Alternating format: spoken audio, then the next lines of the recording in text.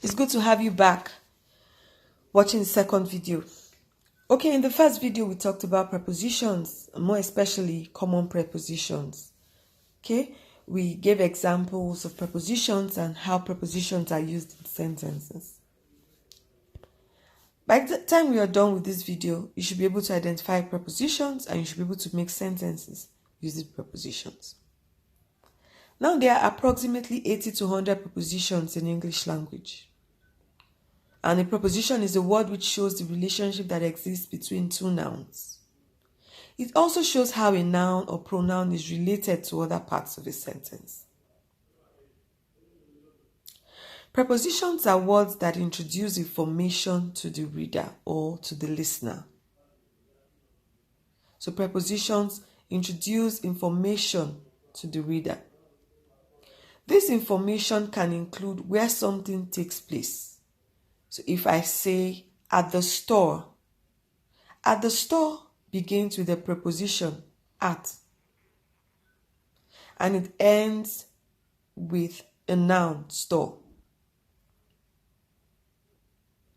And this information tells us where something takes place. Now, prepositions give information, and this information could also include when or why something happens or takes place. When or why something takes place. If I say before dinner, before is the preposition and dinner is the noun. So it gives me information about when something takes place. Now it's important to know that prepositions don't stand alone. Prepositions make no sense, can't be used alone. Prepositions are always followed by nouns, okay? Prepositions are used in prepositional phrases that end with a noun. The two examples I gave, at the store, at is our preposition and store is a noun. At the store is a prepositional phrase. In the second example, before dinner, before is the preposition and dinner is the noun. Before dinner is a prepositional phrase. So we should remember that prepositions don't stand alone. They work as part of a prepositional phrase. They work as part of a group of words, okay? And this is usually called prepositional phrase. And this group of words begin with a preposition and ends with a noun. Now, the noun is always called the object of the preposition. So let's not forget that.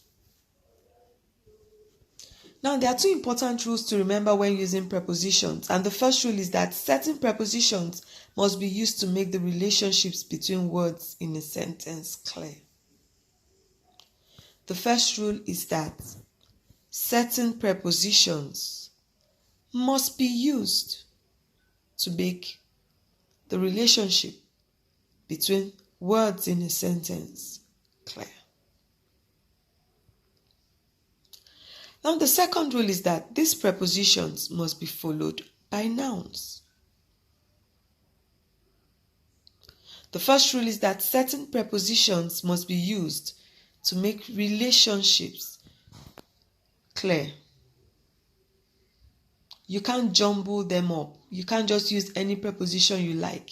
You must find the appropriate preposition that makes the meaning clear, okay? And the second rule is that these prepositions must always be followed by a noun. You must find a noun after using a preposition. Let's look at these examples. Now, the examples we are going to see are examples of ways that ways that prepositions are used, okay? Specially, with some special, that are used specially. Now let's look at them. Abide by. Every citizen must abide by the law. Each time you have abide, you must use by. Every time you have abide, you must use by. In this sentence, every citizen must abide by the law. By is the preposition. And remember we said prepositions don't stand alone. They are usually part of a prepositional phrase. So by begins this prepositional phrase. And we said it has to be followed by a noun. Law is a noun that follows by. Okay? So every citizen must abide by the law. Each time you have abound, it is followed by a preposition in. This example says the river abounds in fish. Our prepositional phrase is in fish. Our preposition is in. A noun is fish. Absorbed in. Each time you have the word absorbed, you must use in.